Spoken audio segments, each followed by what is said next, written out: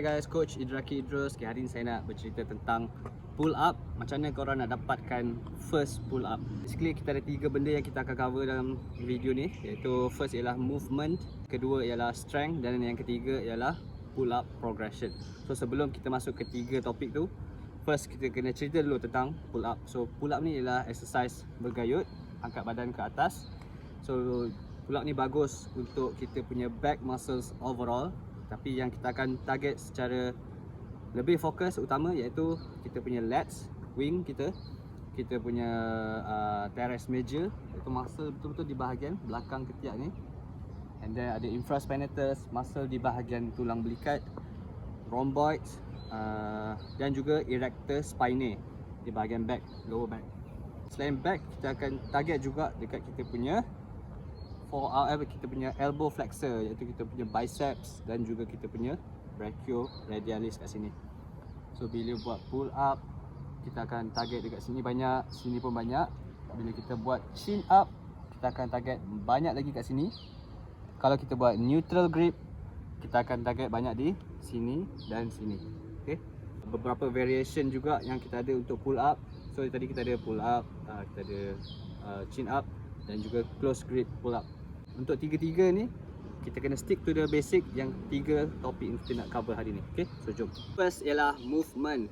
So bila bercakap tentang pull up, yang paling penting ialah kita punya scapular movement. So biasa dah saya tengok untuk beginner, bila kita dah start bergayut untuk pull up, okay, so di sini, okay, ramai orang fikir kita hanya perlu bengkokkan tangan. Tapi bila kita buat macam ni, agak susah untuk naik, walaupun untuk saya.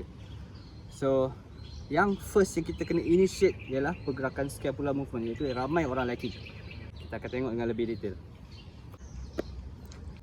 Untuk scapular movement, iaitu pergerakan di tulang belikat, bila kita buat pull up ada 3 pergerakan yang penting, iaitu scapular elevation. Okay, ni berlaku bila kita turun daripada pull up. So ni ialah pergerakan shoulder elevation. Lepas tu shoulder depression, iaitu pergerakan scapula tu ke bawah. Okay, macam ni. So ni bila kita nak angkat kita punya pull up. And then scapular retraction, dekat at the top position bila pull up.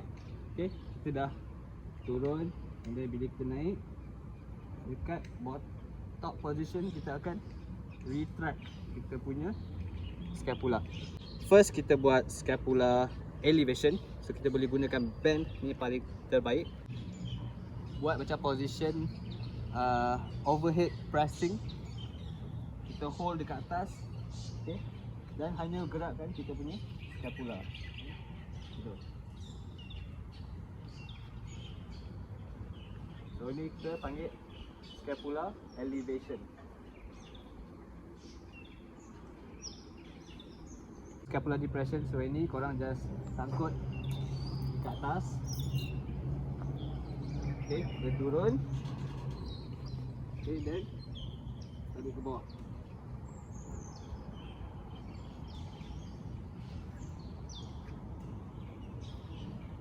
Yang ketiga ialah retraction. Retraction maksudnya kita kepit ke arah tengah. So ini lebih kurang macam kita buat row, tapi jangan tarik kat tangan lah. Ni, okay.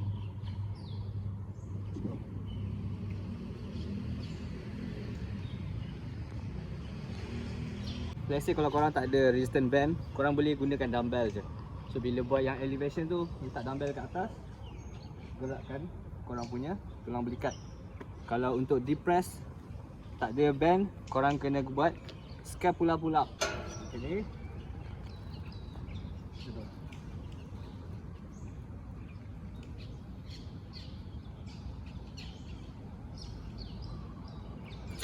Okay, pergerakan scapular pull up tu ya key bila kita nak buat pull up.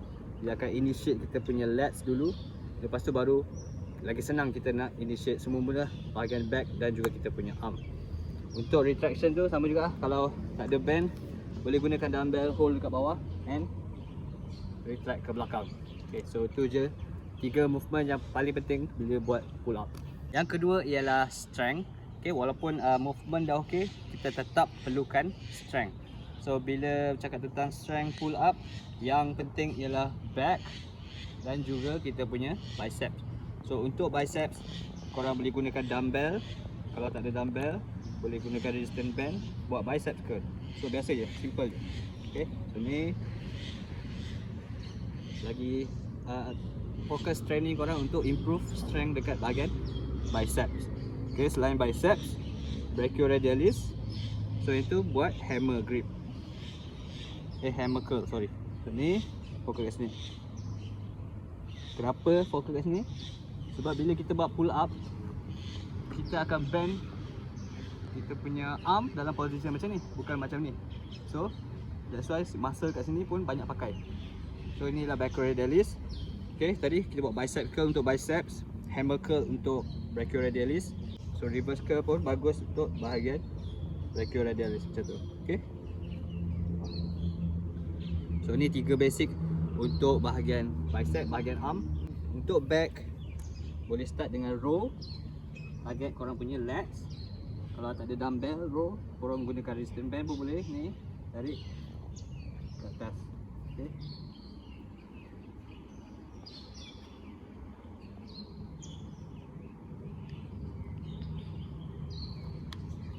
kalau tak ada gak equipment, kita kena buat body weight inverted row. So inverted row korang kena cari, okay, jom kat sini.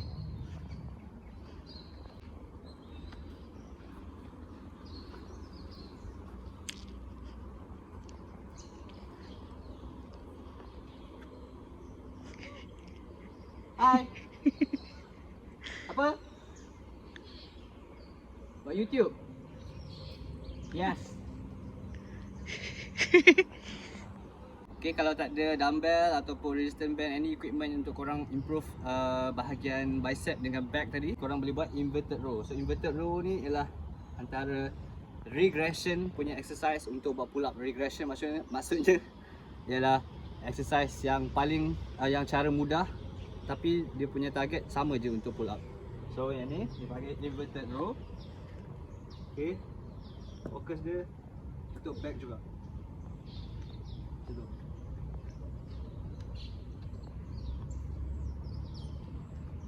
So bila buat inverted row ni, lebih rendah korang punya platform, lebih challenging lah, lebih susah. So kalau korang tak dapat buat pull up lagi, korang fokus dekat inverted row, buat yang tinggi. Lepas tu makin lama korang work sampai korang boleh buat rendah, maybe tinggi korang punya paha ataupun pinggang. Okay, dari situ baru korang slowly ke pull up pula. Okay, so jom kita ke topik nombor 3. Kita akan fokus dekat pull up progression. Jom. So, kita ada 6 jenis progression. Maksudnya kita akan start yang paling senang dan work sampai ke paling susah. First kita ada scapula pull up, kedua negative pull up, yang ketiga half pull up, yang keempat kita ada chin up dan assisted pull up, yang kelima full pull up, and then after korang dah master full pull up, kita akan progress ke paling susah, iaitu weighted pull up. Okay, first ialah scapula pull up. So scapula pull up ni ialah basic lah bila kita nak start buat pull up, sebab dia pergerakan yang paling penting. So ni kita just tarik guna scapula. Sebab apa kena practice movement ni? Sebab bila kita buat pull up, tu ialah pergerakan yang kita akan initiate dulu sebelum nak naik. Okay, ni so practice scapula. So scapula pull up ni korang buat dalam 10 rep, buat dalam 3-4 set. So work every week sampai korang boleh ke next step, iaitu negative pull up. So negative pull up, make sure korang ada tempat untuk pijak, biasa kerusi ke apa-apa ke, untuk korang dapatkan height. So ni kita akan start dari atas and then work, control korang punya body weight slowly ke bawah. Okay, lawan gravity. Try lagi slow korang buat, lagi improve lah korang punya negative pull up. Okay, ni up, slow down, start lagi. Okay, 4.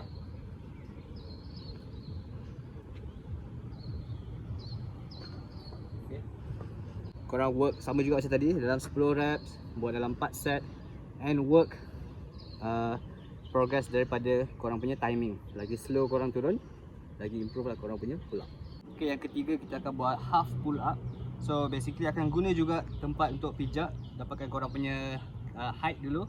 Okay, so work dari sini, korang naik atas tu, separuh je.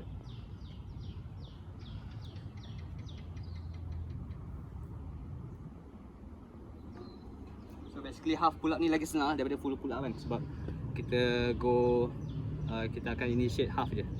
So work kat situ sama juga 10 reps 4 set.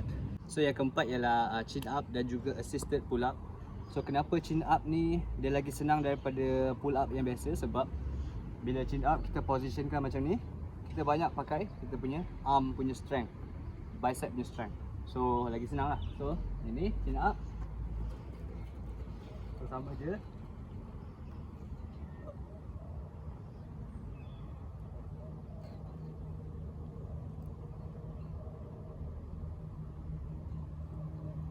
Okay, untuk assisted pull up korang kena ada resistance band. Kalau tak ada resistance band, korang kena guna alternatif lain, maybe training partner korang. So dia akan support dekat bahagian kaki. So bila korang buat pull up, dia perlu support lah untuk korang naik ke atas. So ada resistance band, dia lah cara terbaik. So sangkut ke atas, and then okay, sangkut dekat bahagian kaki, and then naik.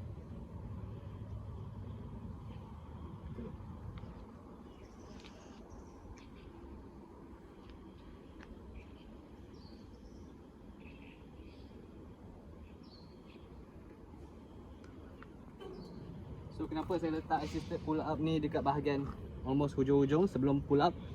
Sebab kita dah practice the actual movement untuk pull up. Cuma beza je kita ada bantuan je daripada resistance band. Okay, so yang kelima ialah korang dah berjaya buat pull up. So tak kisahlah korang buat berapa reps pun, kalau dah berjaya buat 1 reps, means korang dah ada on the right track.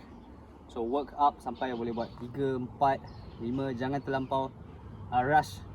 Kalau mampu buat 1 tapi korang cuba juga buat 5 tapi 4 rep tu, korang jeopardize korang punya form. So tak nak macam tu. Kalau kita nak practice proper form, work dari 1. So kalau mampu buat 1, tak apa lah, kita buat je 1, ulang dalam 5 set. So next time, maybe next week or another 2 weeks, maybe korang dah improve jadi ke 2 reps pula. So work slowly, tak kisahlah. Janji korang maintain proper form. Make sure turun sampai bawah. Masih hold tension dekat bahagian lats, dekat wing korang. Dan naik sampai almost chest ke bar.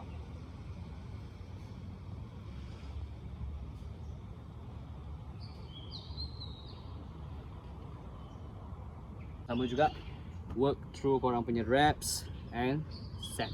So last, bila dah master full pull up, basically saya akan cakap maybe dalam 10 rep clean, full all the way down, all the way up.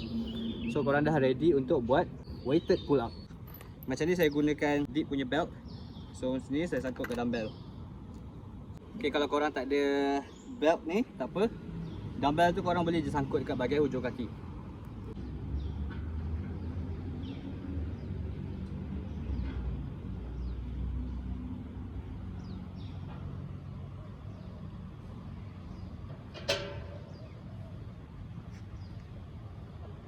Okay guys, untuk progression pull up, kalau korang ada soalan boleh tinggalkan di ruangan komen di bawah.